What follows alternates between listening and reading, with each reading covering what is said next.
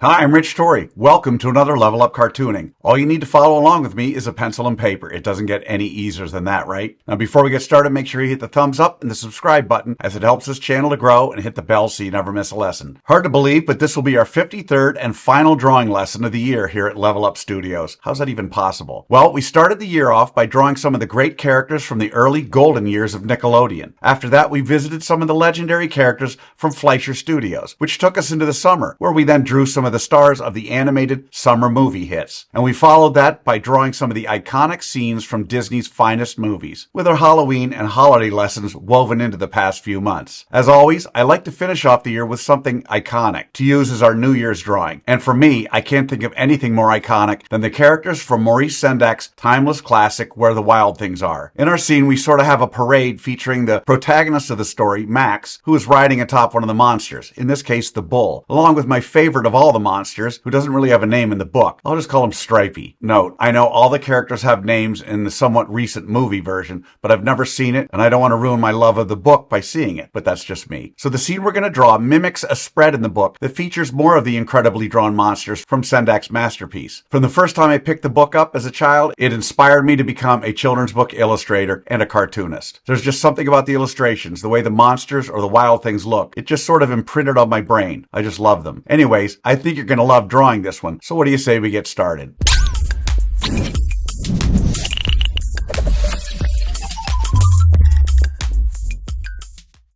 We're going to draw our Wild Things parade scene step by step, giving you the secret formula to be able to draw it again and again. If you've watched any of my other videos, you know I normally use the character's head to figure out how big the entire character is. Our two monsters are roughly the same size, but because the way they are walking, the Stripey monster is about 2.5 heads tall, while the bull is slightly shorter. In other words, however tall Stripey's head is, his entire body is roughly 2.5 of those tall. Because the bull is sort of leaning forward and about to take a step, he's just over 2 heads tall. Then there's little Max. In his sitting position, Max is just over 3 heads tall. In other words, however tall his head is, not counting his crown, his whole body is a little over 3 of those tall, the heel of his foot sticking down a bit beyond that. One other clue to help position Max on the bull. A little over half of the circle, that is his head, should be above the bull's head. And his head is right in line with the bull's right hand. Again, just a few clues to use when you're laying out our scene here. Okay, so what do you say we get started with a roadmap for our scene from Where the Wild Things Are?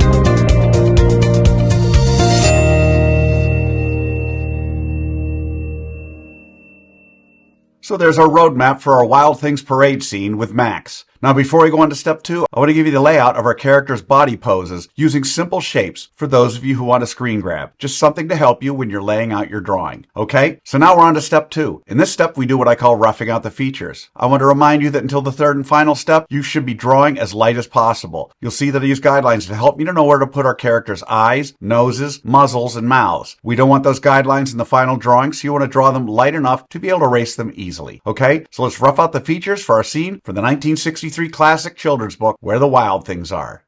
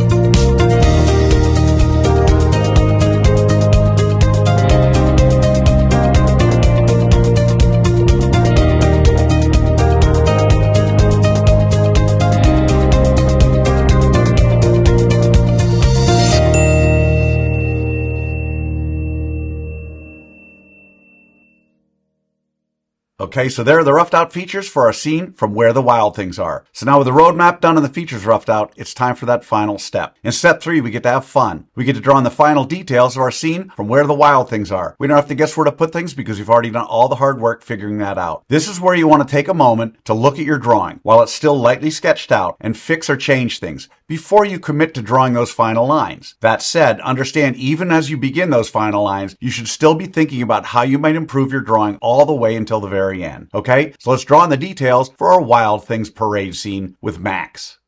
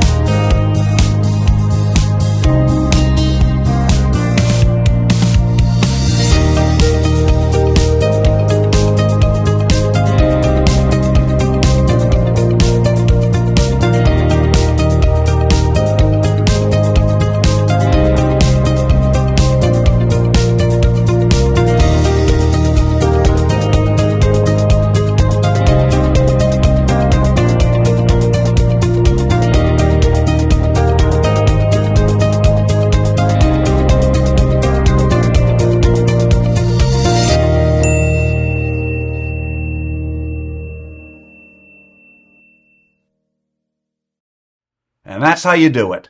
There you have it, our iconic scene from Maurice Sendak 1963 classic children's book, Where the Wild Things Are. So how do you think you did? Understand, if you've never drawn any of these characters before, then you cannot expect to have drawn them perfectly. You notice I don't spend time coloring our Wild Things parade scene during this video, nor do I talk about Maurice Sendak's pen and ink technique of cross-hatching, used extensively in the book Where the Wild Things Are. That said, I promise to finally get around to doing some lessons that incorporate cross-hatching this year. But in this lesson, I wanted to focus solely on the drawing process. Now you have the secret formula, the process for drawing our scene from Where the Wild Things Are. And with that, you can draw it again and again. And by all means, color it when you're done. I promise each time you draw it, it'll be a little better and a little easier. I also promise the more you work with me, the better you're going to get at all of your cartoon characters. So I'd love to see your Where the Wild Things Are New Year's drawing, or any other drawing you do to ring in this quarter-century mark. If you can, take a picture and post it on either Facebook or Instagram, and don't forget to include the hashtag #LevelUpCartooning. Well, I hope you've had as much fun drawing with me this year as I have had. And thank you to all those who subscribed and follow, and for all the wonderful comments and suggestions. I truly appreciate your input. Until next year, wishing you and your families a very happy new year, and keep drawing, my friends.